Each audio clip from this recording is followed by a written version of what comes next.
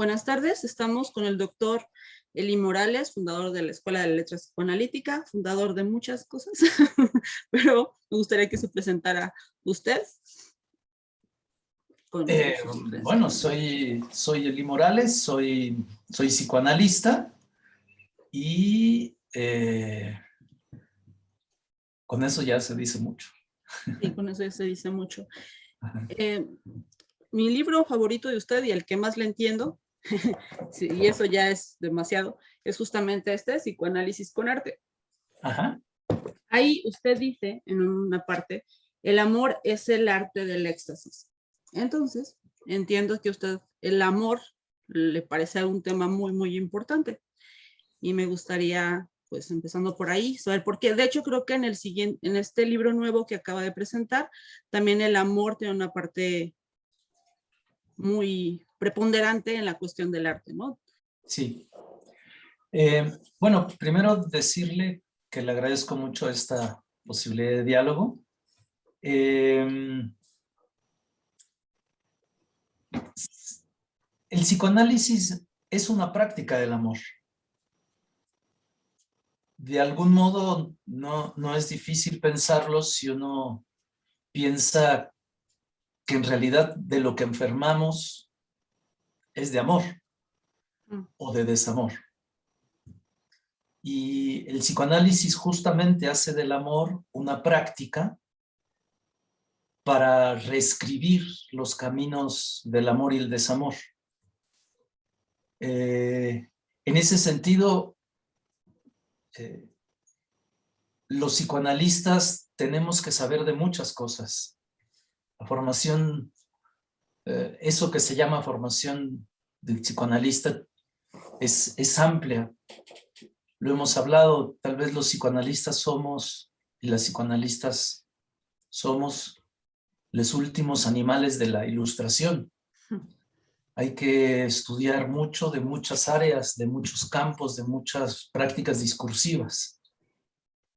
Hay que saber de antropología, de arqueología, de historia del arte, de psiquiatría, de literatura, de filología, de biología, de teología, y también de psicoanálisis, además.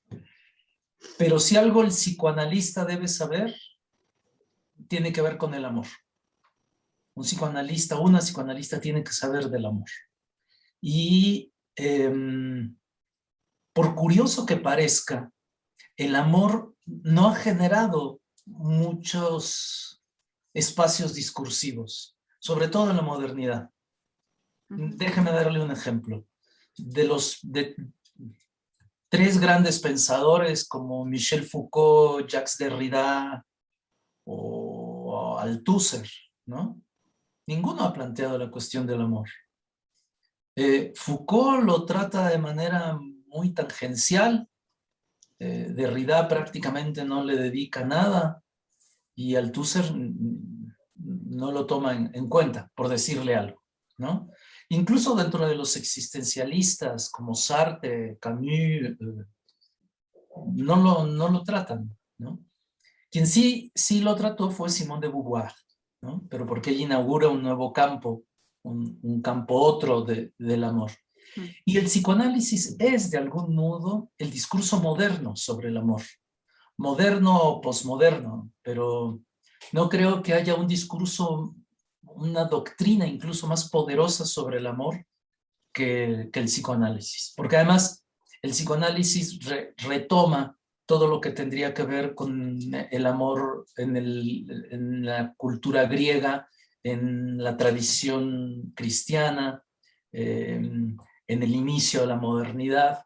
Y bueno, el psicoanálisis de algún modo se alimenta de todos estos pensamientos sobre el amor para proponer una práctica de eso, justamente del amor. Al escucharlo me hizo pensar, porque últimamente está viendo, bueno, últimamente no sé desde cuánto tiempo, hasta en el pensamiento popular como un cierto desprecio al tema del amor, ¿no? O sea, es como muy común que poetas ya no quieran escribir de amor, o incluso pensaba, por ejemplo, que antes en las boticas la gente iba a tomar pociones porque estaban mal de amor, ¿no? Ujú. Porque se deprimían por desamor o algo y así había su medicinita para esto y en la actualidad eso se veía como algo ridículo, ¿no? Las típicas frases, no, pues llora 3 días y después le sigues porque no hay tiempo de morirse de amor por alguien, como toda una cuestión hasta cierto punto de desprecio hacia las personas que están padeciendo de amor. Como no es algo que deba quitar tiempo, no es algo que deba quitar vida, no es un tema pues muy respetable para el cual escribir. No sé, siento que está habiendo últimamente pues este desprecio al tema, pero tal vez pues es parte de nuestro síntoma de por qué estamos tan enfermos, ¿no? Porque vamos acumulando cosas de las que no hablamos, de las que no nos sentimos pues, dignos de expresar, supongo. Sí, lo primero que habría que decir es que para el psicoanálisis el amor está directamente ligado a la sociedad. Es decir, hay diversas historicidades del amor. No se puede pensar el amor sin el campo de lo social. Y habría que plantear que en estos momentos estamos viviendo la era del capitalismo, y tal vez la era del capitalismo más feroz, más obsceno. Y, por ejemplo, para los griegos, el amor tenía que ver con la belleza. En la modernidad, no. La belleza no solamente no es rentable, sino de ninguna manera se le vincularía al amor. En el capitalismo, al capitalismo el amor no le interesa si no es una mercancía. Uh-huh. Porque el capitalismo de algún modo propone que nosotros tenemos que vivir para que nada nos falte, aunque todo nos falte. En ese sentido, el capitalismo no reconoce que hay cosas importantes en la pasión de lo que nos hace falta. La propuesta capitalista en el fondo es hay que llenarse de cosas, de mercancías, y ahí se encontrará el sentido de la vida. Es muy curioso porque el amor no da sentido a la vida, por más que uno quisiera. Más bien, el amor problematiza la vida, la mete en problemas, la conflictúa, porque el amor para el psicoanálisis tiene que ver con la experiencia de la falta y con la experiencia del desencuentro. Es porque hay un desencuentro que uno buscaría encontrar a alguien. Y hay propuestas donde se cree que sí, que uno encuentra su media naranja. En el mejor de los casos, si uno es naranja, si uno es papaya, pues. Pero justo el psicoanálisis lo que plantea es que el amor es la experiencia apasionada de la falta y que nadie nos dará lo que le pedimos, pero que sin embargo en esa aventura nos va la vida. Pero el amor es lo que viene a introducir una convulsiva belleza a la experiencia de estar vivos o vivas. El capitalismo le interesa muy poco el amor, porque el amor hace perder tiempo para producir, para comprar, para... Y si le sirve es como mercancía, ¿no? El 14 de febrero, todas estas cosas que se hacen para llenarse de este señuelo del capitalismo. Y otra cosa que es importante es que en el capitalismo evidentemente hay una crisis de la solidaridad. Hay una crisis del amor al otro, a la otra. Se ha producido fundamentalmente al final una especie de exacerbación de la individualidad. Y el amor siempre es el vértigo de encontrarse con una diferencia en la otredad. Y todos los discursos que buscan negar la otredad están negando el amor. También el capitalismo, por ejemplo, las teorías nuevas, el capitalismo tiene una ideología donde intentaría negar la experiencia del dolor. Mientras menos duela, más trabajas. Mientras menos duela, más produces.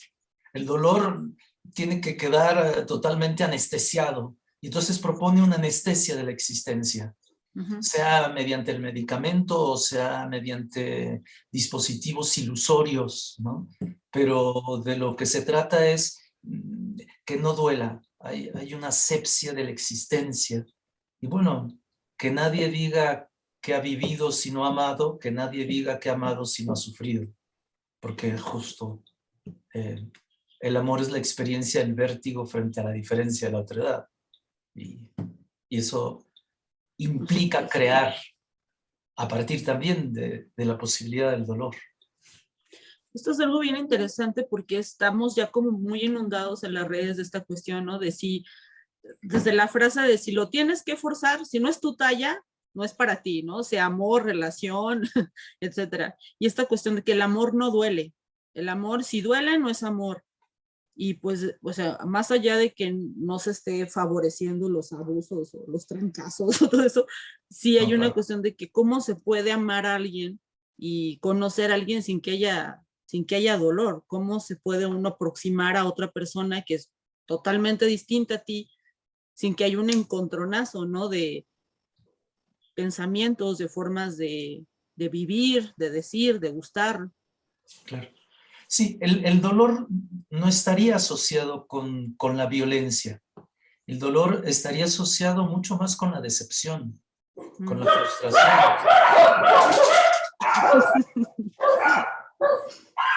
Voy a saber.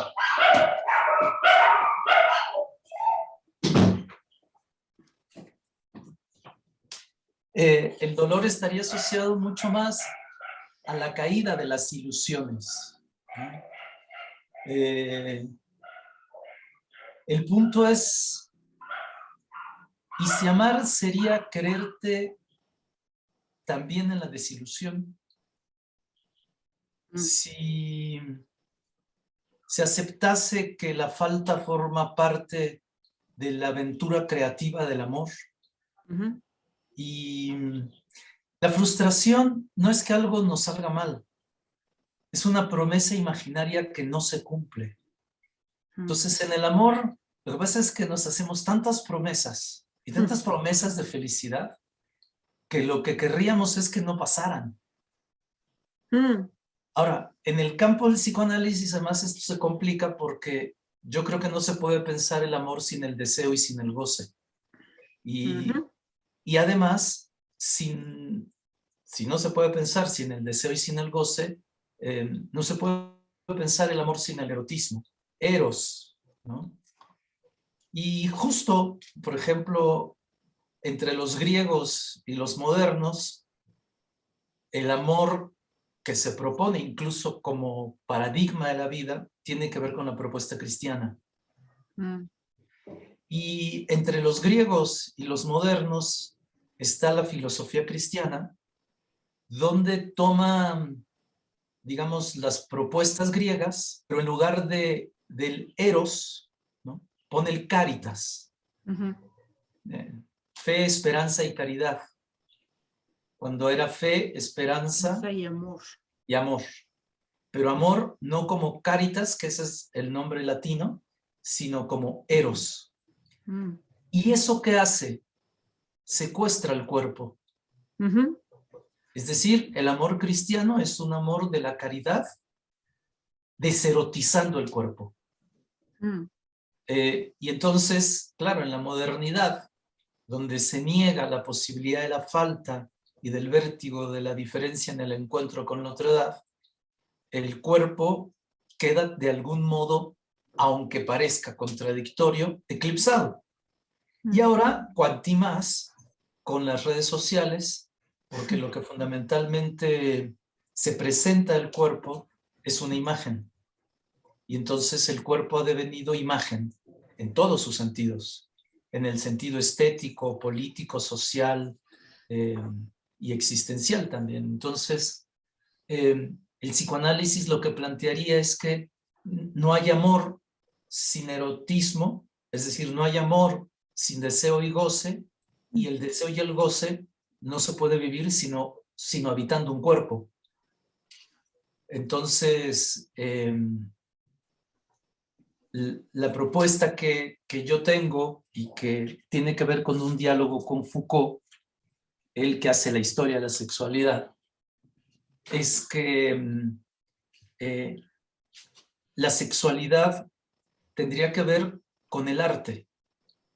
Es decir, no estamos tanto ante una ética, aunque sí lo es, sino tal vez ante una erótica de la existencia, ¿no?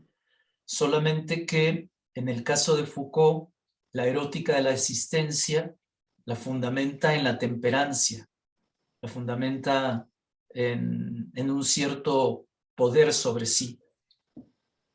La gran diferencia desde mi perspectiva con el psicoanálisis es que la estética de la existencia del sujeto no está desligado del campo del goce. Yo creo que en Foucault, fundamentalmente, y él lo dice, él habla de una arqueología del hombre del deseo.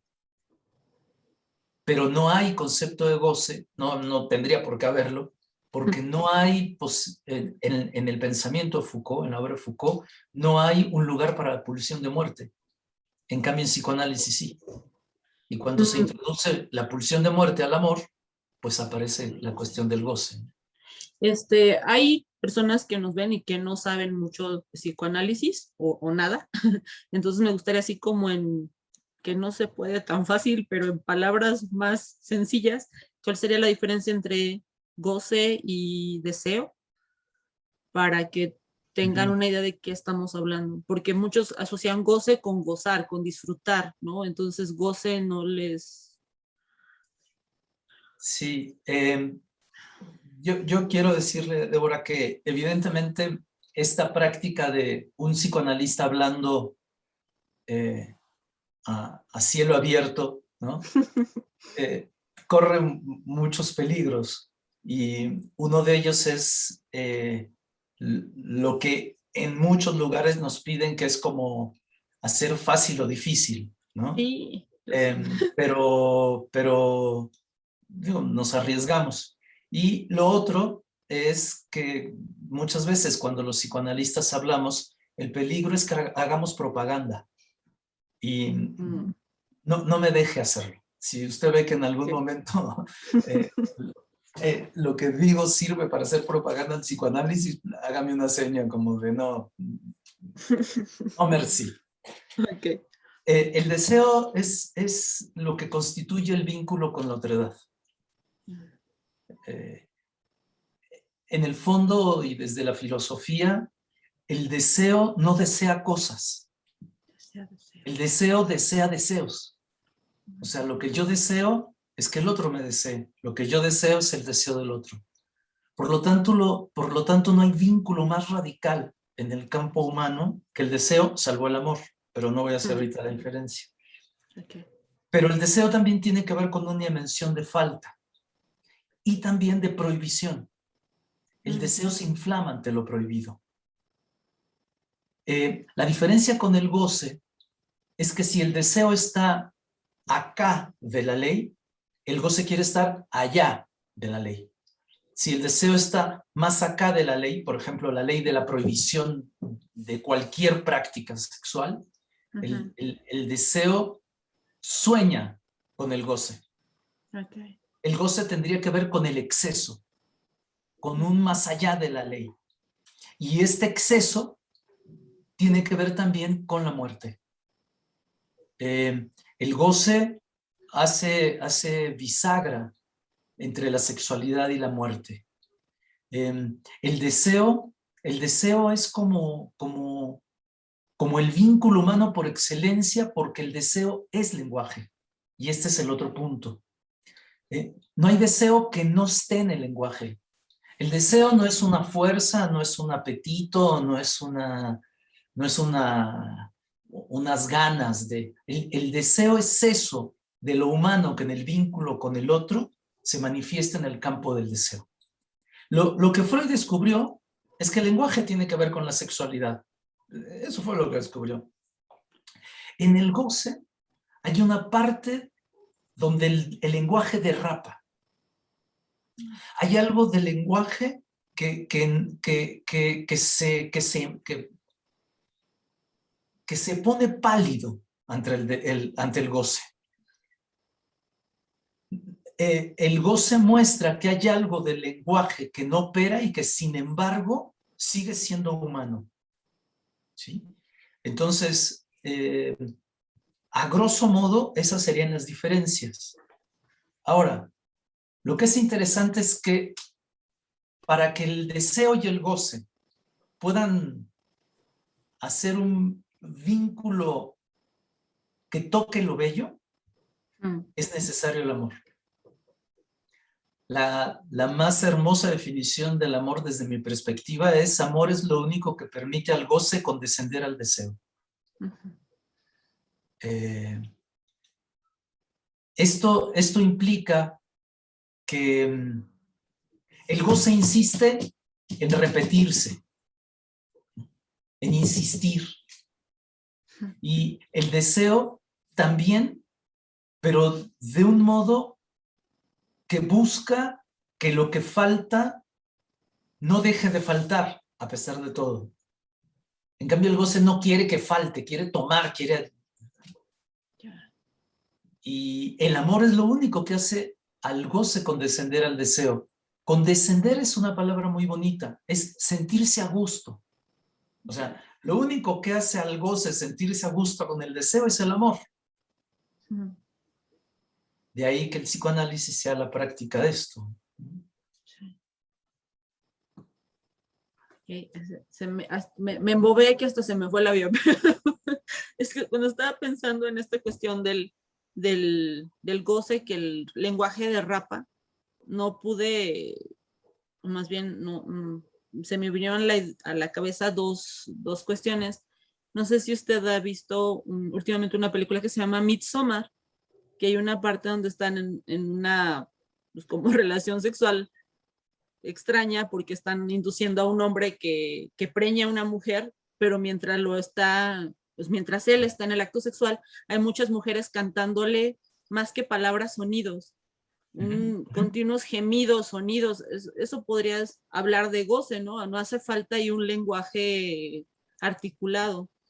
Y el otro ejemplo que me vino a la cabeza fue justamente el famoso capítulo de Rayuela, donde empiezan a hablar glíglico, y que es esta descripción amorosa, pero no hay no hay algo que se pueda entender, ¿no? No hay un lenguaje claro, preciso, sino es pues ese derrapón del goce de los dos que están. Sí. El goce sería lo indecible del deseo cuando el cuerpo se inflama. Por eso se da en la risa o el llanto, o en el grito. El goce en el acto erótico aparece como llanto que quema o como risa que humedece, o como un grito, ¿no? Un grito sin palabras, ¿no? Porque el goce tiene que ver con el estremecimiento, y el estremecimiento tiene que ver con la muerte, con el estertor. La muerte es lo que interrumpe, lo que corta. El deseo fluye como un río, ¿no? Y el goce es lo que corta. El estertor erótico tendría que ver con eso, ¿no? La sexualidad es un pacto, después de todo. Es un pacto social, es decir, es un pacto de lenguaje. El goce es cuando la muerte hace que ese pacto ya no tenga cómo decirse y solo se pueda experimentar. Eso puede llevar lejos. Lejos. Entonces de ahí no es imposible entonces eludir el dolor, ¿no? Si estamos hablando de muerte, si estamos hablando de que te lleve más allá de donde habías llegado, es imposible eludir el dolor. Sí. Y el goce tiene la magia de hacer del dolor también algo sabroso. No siempre. Y no estoy haciendo un elogio ni al sadismo ni al masoquismo de ninguna manera, porque eso se trata de otra cosa. La diferencia es que en el sadismo y el masoquismo lo que prima sobre la delicia es la angustia. Entonces, cuando hablamos de dolor en el acto sexual, no estamos hablando del dolor que angustia, sino del dolor que de algún modo intensifica, si es posible, algo del orden de la experiencia misma, ¿no? Ya Este si amoroso eso, tormento, un ¿no? amoroso tormento, sí. Si ya eso está al servicio de la angustia del otro, estamos en otro campo. Ese se trata de otra cosa. Ahí, en el sadismo, el dolor sirve no para lastimar nada más, fundamentalmente sirve para amenazar y para angustiar. Hmm. Por eso es lo que usted decía hace poco, creo que sí fue usted, que no, la pareja perfecta del sadista, del sádico no es el masoquista, ¿no? No, no, de Porque hecho no se no. angustia, no No, amenaza, el masoquista feliz de que lo estén claro. sobajando, ¿no? No feliz, pero digo, está ahí. No, es que en el fondo, lo curioso es que no hay pareja del sádico, ni pareja del masoquista. Hay contrato sádico y contrato masoquista. En el caso del contrato masoquista, lo que se le enseña al otro es a colocar al sujeto en un lugar de objeto que lo llenaría totalmente al otro. Ahí es donde se angustia. O sea, el masoquista no busca angustiar, pero en el dispositivo como lo plantea, hazme lo que quieras, yo soy el objeto tuyo de todo lo que el otro se angustia, porque no habría falta. En el caso del sádico, es otra cuestión, del contrato sádico, lo que se busca es la angustia del otro y arrancar su dimensión de ciudadanía para colocar en un lugar de objeto. Y eso sí es otra cosa. Pero, insisto, tiene que ver con la cuestión de la angustia. Entonces, o sea, a lo mejor va a sonar tonta la pregunta, pero me saltó. En estos dos casos del sadismo y del masoquismo, no estaríamos hablando de amor en sí. No, no, no. El amor es el pacto que hace que el otro, ubicado en un lugar de excepción, produzca la belleza de la vida. El amor es lo único que nos hace dignos, porque como sujetos somos efecto de significante, ¿no? Cuando uno o una se enamora, lo que sucede es que alguien adviene al lugar de un objeto maravilloso que me hechiza. Es decir, me detiene en mi carrera significante. No puedo más que mirarte o abrazarte o cantarte a ti, a ti que me frenaste en esa carrera. Y la dignidad es reconocer que cuando nos enamoramos de alguien es porque pudimos de algún modo inventar la dimensión más radical de la belleza humana. Y cuando digo belleza no estoy hablando de bonito, feo, no. Estoy hablando de eso que produce, dirían los románticos, que el alma quiera beber eternidad. Wow, estuvo lindo eso.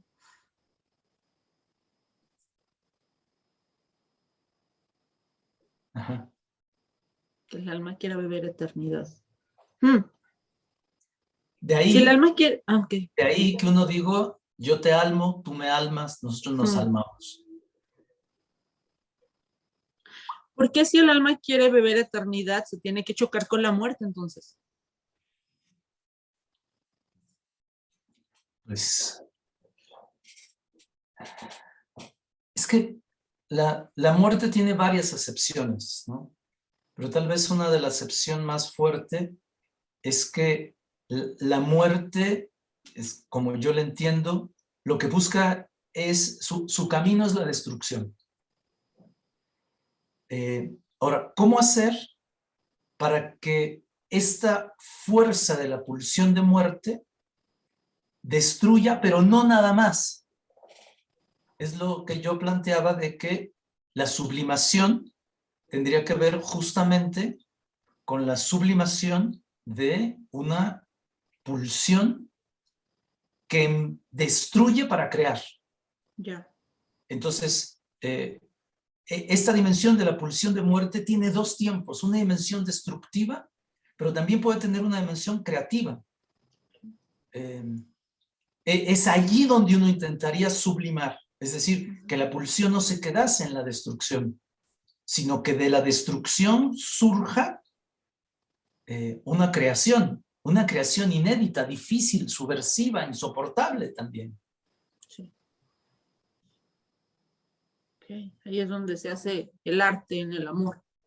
Sí, el enamorarte.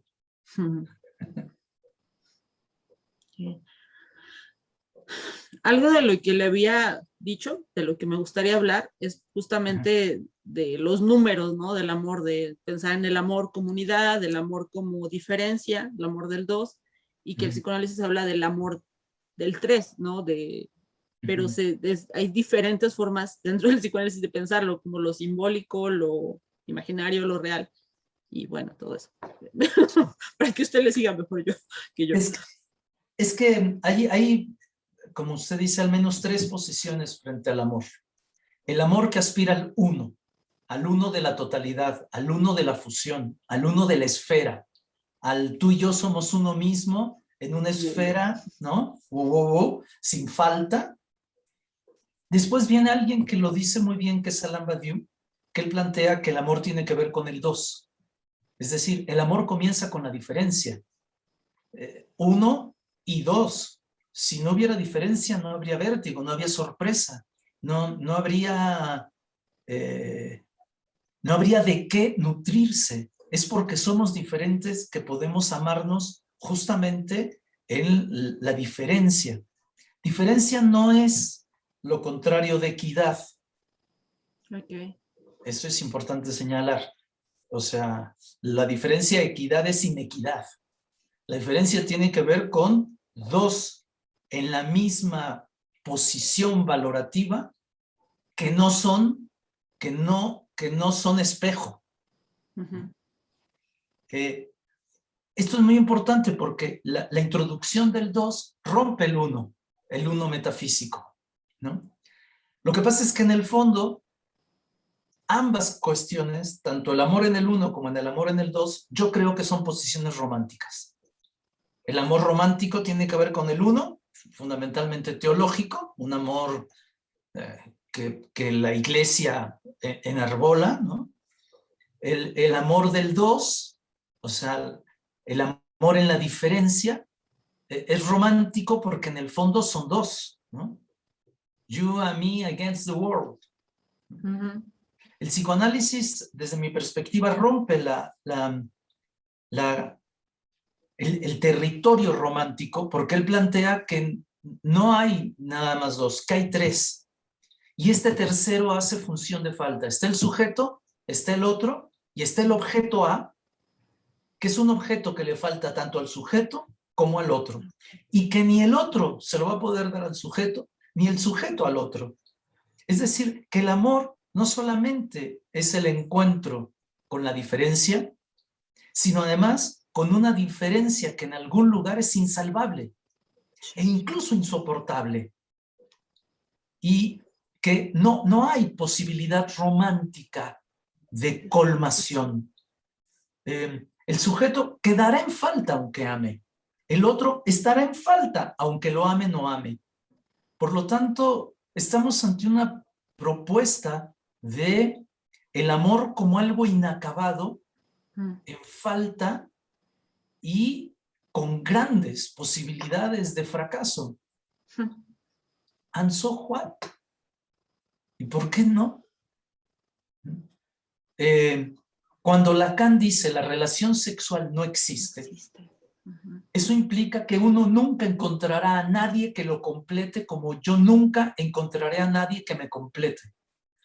Una palabra tuya no bastará para sanar mi alma, por muy poética, hermosa, teórica o matemática que sea. Porque es que a mi alma no la puede salvar nada, nadie, ni yo, porque además es el problema. Sí. esta famosa cuestión de la autoestima es un mito. Es un mito. No, no es cierto. Yo tampoco llego a amarme. Intento. ¿Por qué no? Pero yo solamente puedo amarme en el otro. No, o sea, no es en la mismidad donde uno se puede amar. Ahí se puede adorar. Eso sí.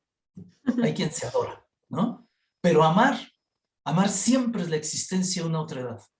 Es la cuña humana que abre el corazón para que la otredad aparezca en toda su fuerza, ¿no? La autoestima es el mito de la adoración, pero no tiene que ver con el amor. Incluso el narcisismo tal como lo plantea Freud, el narcisismo es que mi propia imagen hace de otro, pero ya hay otredad. Sí. Estaba pensando eso, justamente que este término de autoestima o este pensamiento de autoestima pues es muy capitalista, ¿no? Como así lo solucionamos, ya ámate tú y no sufras por si alguien no te ama, no pierdas tiempo ni productividad en esperar que alguien te regrese el amor.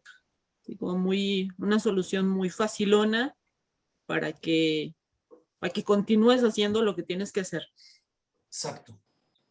Sí, y además, encima, bueno, es lo que conocemos, ¿no? La propuesta de Byung-Chul Han, que además para amarme necesito cumplir una serie de ideales sociales que acaban haciéndome esclavo de mi propio yo.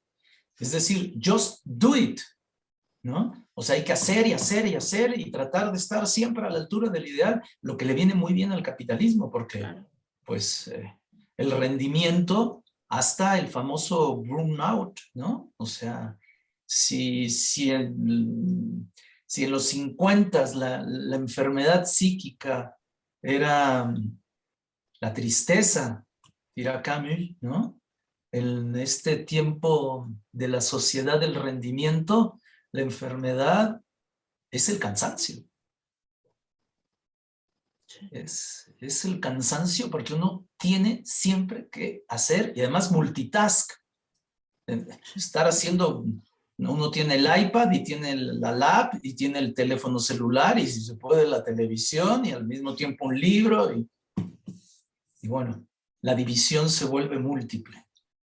Pero o sea, todo eso no es hacia el otro, sino es hacia mí, ¿no? Para no Sí, perder tiempo con tratar de conciliar con, ay, que la diferencia y la imposibilidad, no, a lo tú tuyo, concéntrate. tú sométete a ti mismo, sométete a ti misma. Sí.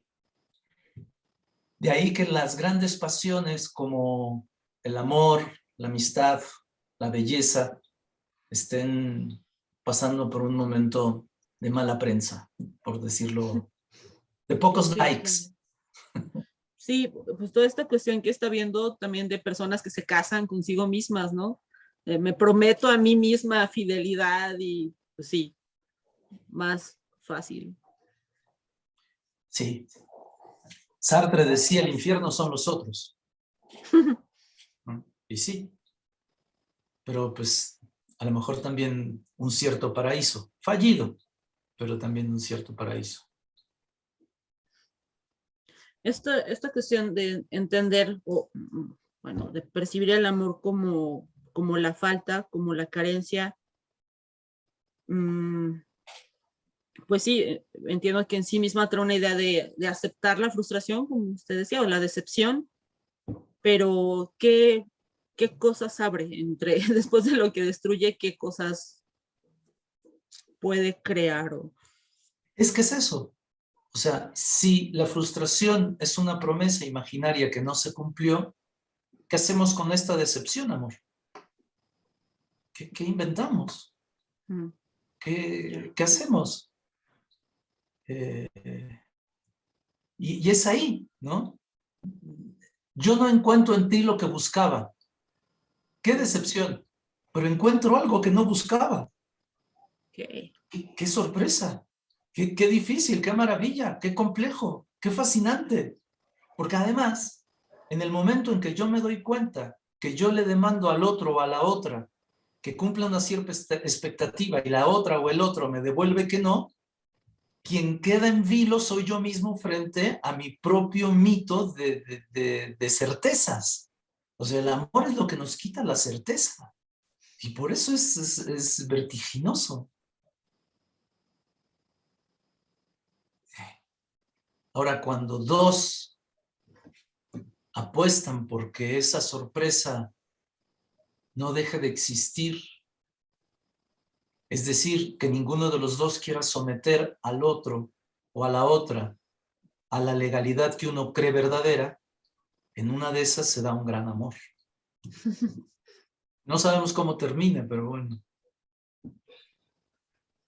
Pero sí, lo que se construye ahí mientras puede ser algo interesante. Sí, sí. Es muy complejo, pero bueno, es la vida, ¿no? Y lo otro es que uno no ama sin historia. Y uno no puede amar al otro o a la otra sin historia. El punto es si de tu historia y mi historia podemos hacer una nueva historia que incluya la tuya y la mía. Eso ya es inédito. El amor es el campo erótico de lo inédito. No es cierto que un clavo saca otro clavo. Primero, qué fea metáfora. Sí.